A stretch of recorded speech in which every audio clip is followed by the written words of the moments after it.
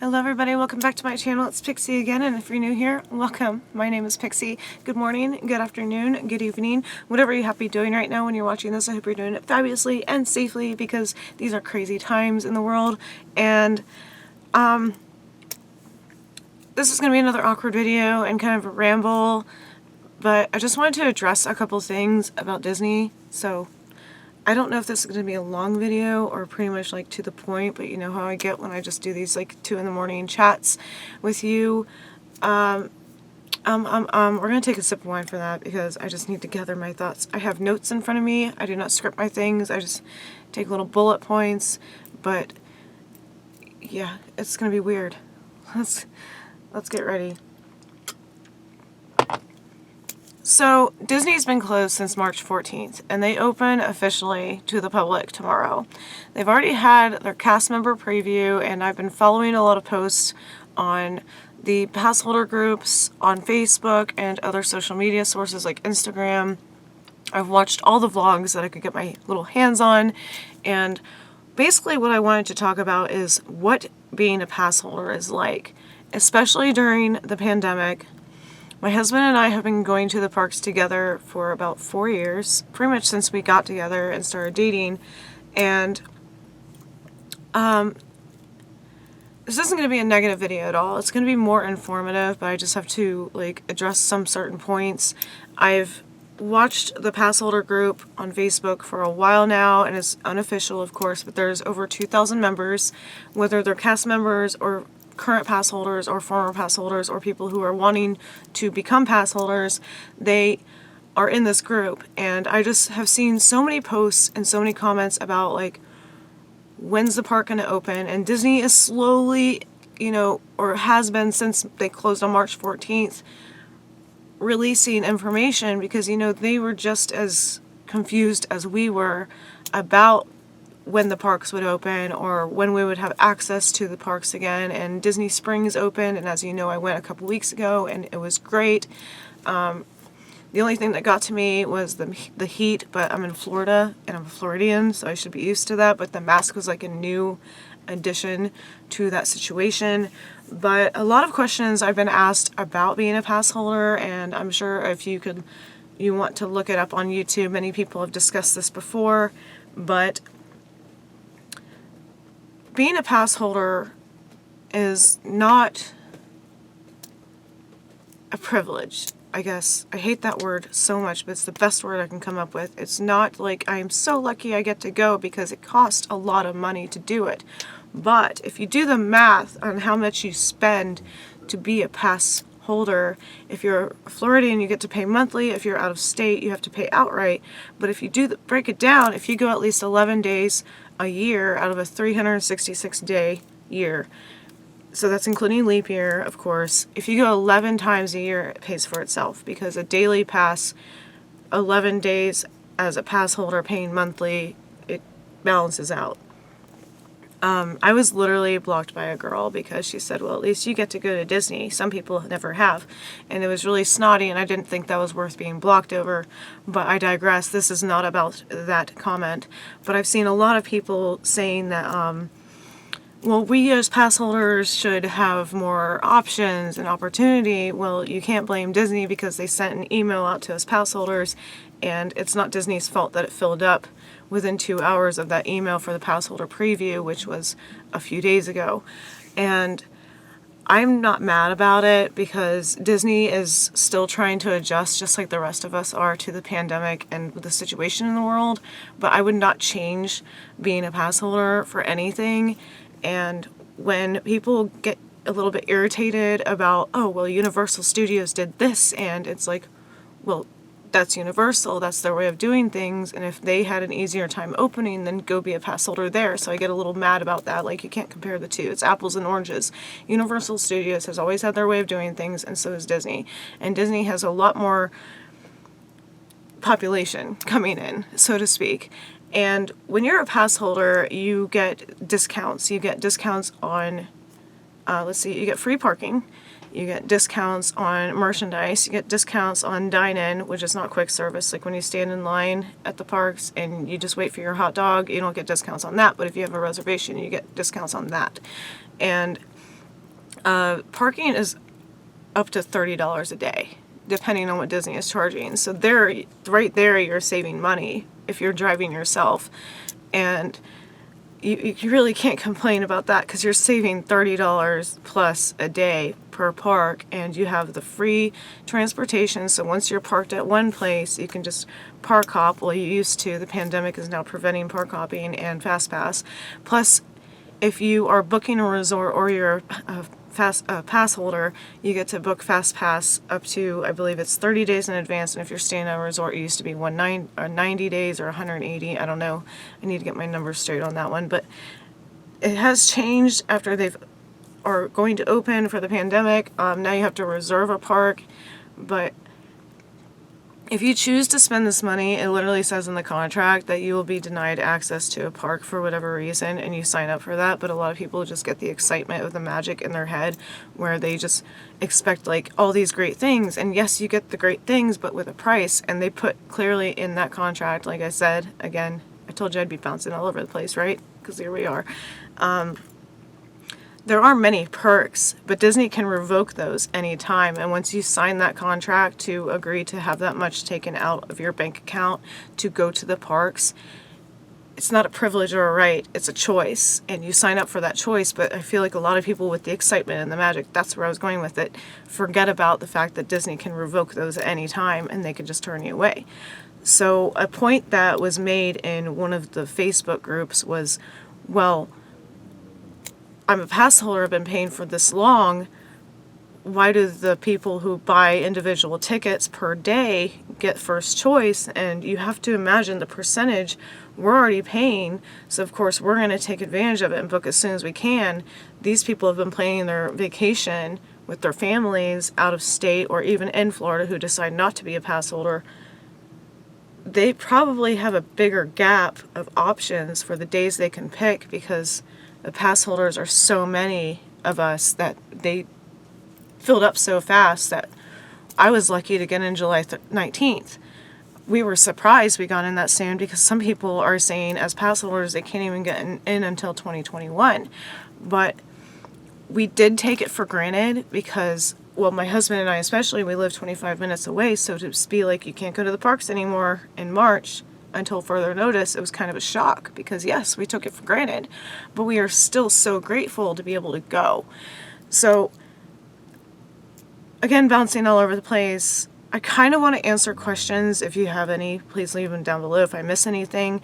And I also want to explain what the pass holder idea is. We live 25 minutes away, given traffic. Like, literally, I can hear the Disney fireworks on a regular basis from my porch. They just boom and echo. They're that loud, and I'm that close.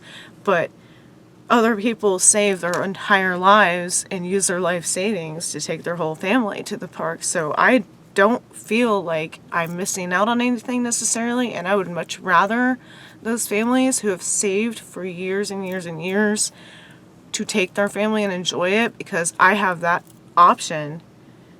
Not to say I'm spoiled, but I live in Florida. It's Disney and the mouse are my next door neighbor, but for people from, say, Seattle, Washington, Kentucky, the Carolinas, Wyoming, they don't get the gift of hearing the fireworks. In some places, you can see the fireworks from your home in Central Florida.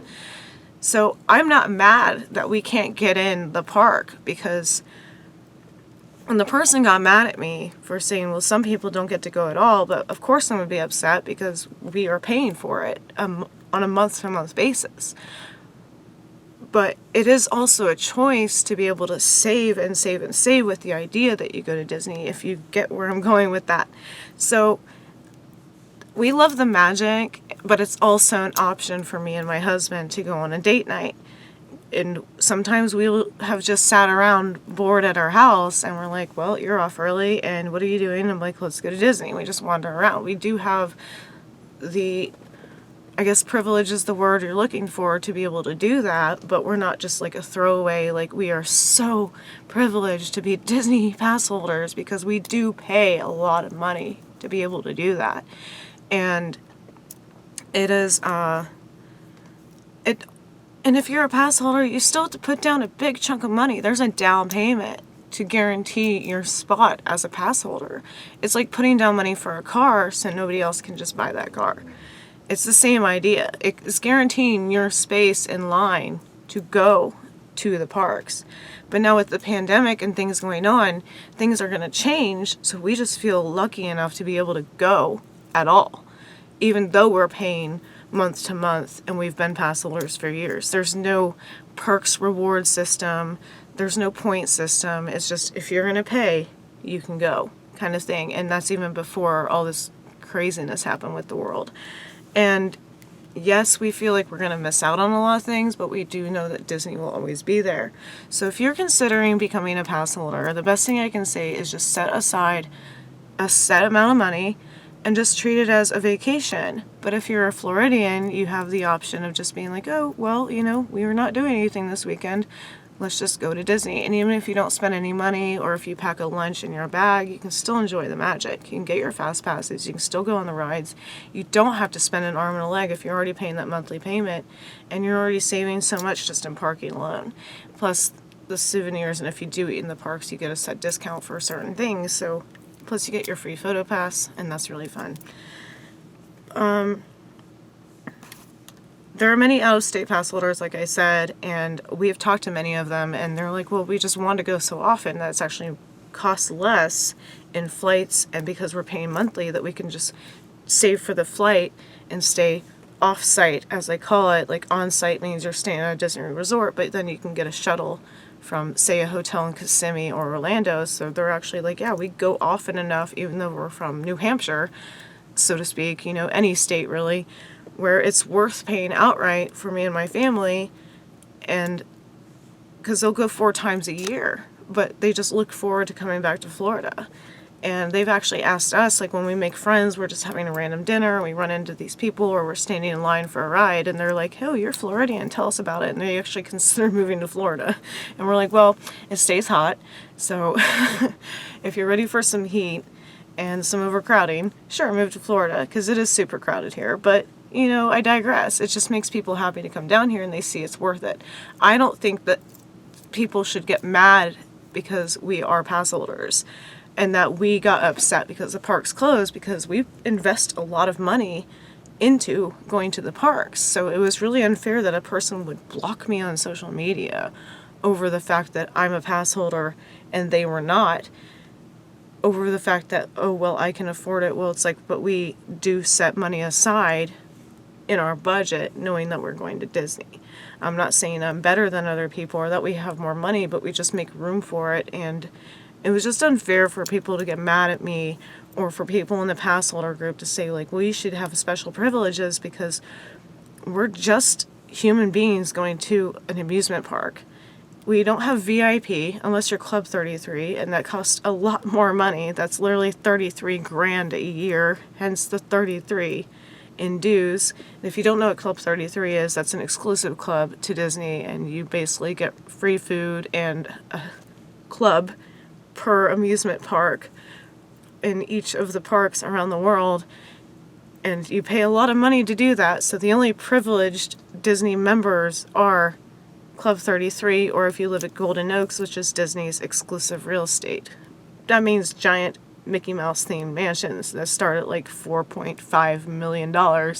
So I guess that's where the privilege might come in, but as a pass holder, you're willing to spend that much money to get there and be a part of it, the magic, but that doesn't mean you're better than other people who have saved their entire lives to go to the parks once. And I don't want anybody to think this video is bitter. I just want to get the information out there that it's not a privilege, it doesn't make us special, or we don't think we're better than you, which I said a long time ago in one of my past videos about going to the parks. It is fun, but it's not like we get a velvet rope drop because we flash our little pass holder card. We are just like everybody else going to the parks. The only thing we get are the discounts and we get to go more often than the average person. So if you have any questions about the parks, please comment down below. Let me know. Please, no negativity. I tried to word this the best I could without being so negative and thinking that like I'm better than you because I have a pass, because it is harder for us to get to the parks right now because of the pandemic. But even in general, sometimes we have just been like, that wasn't worth it. That was way too much. And then we can just go on a slow day. So those are the only perks I can say. Like if you have the extra money to do it, I would say do it if you are a fan of the magic, but it's not exactly something that like you can't live without and you're totally missing out, because you can go to the parks once, or even just Magic Kingdom. If you just go to Magic Kingdom one time and you get that magic, you don't have to have a pass.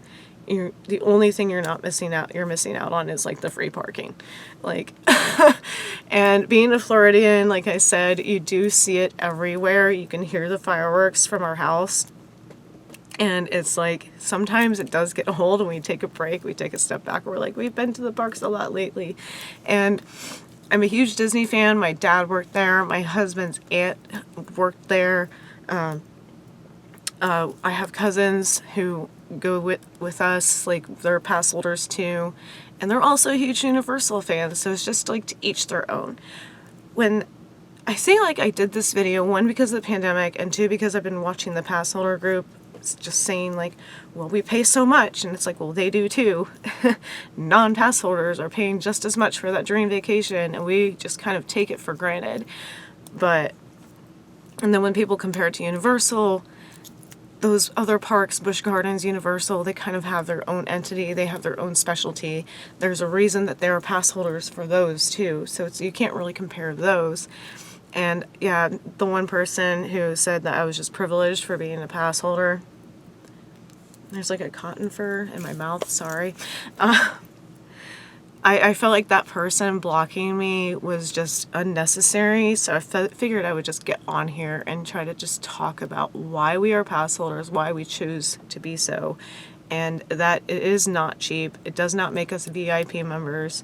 We did take it for granted, of course. I've been without Disney for almost 4 months, if you don't count the Disney Springs trip, but anyways, I hope you enjoyed this video. I'm going to stop myself from rambling more. If you have any more questions, let me know down below. Please do not hate me for this video. I just wanted to be a little bit more informative about what's going on and how we as pass holders are dealing with the pandemic and Disney being closed for so long and trying to get into the park.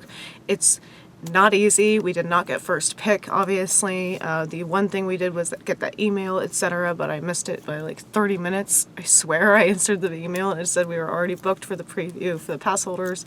But look forward to a vlog, because on July 19th I will be walking through Magic Kingdom for the first time since March, and we will see how that goes. So if you like this, give it a thumbs up, and if you have not yet, please feel free to subscribe. I talk about Disney, I do vlogs, I have cats, I go thrifting, I like fashion, and we talk about my hair a lot, which will be changing soon.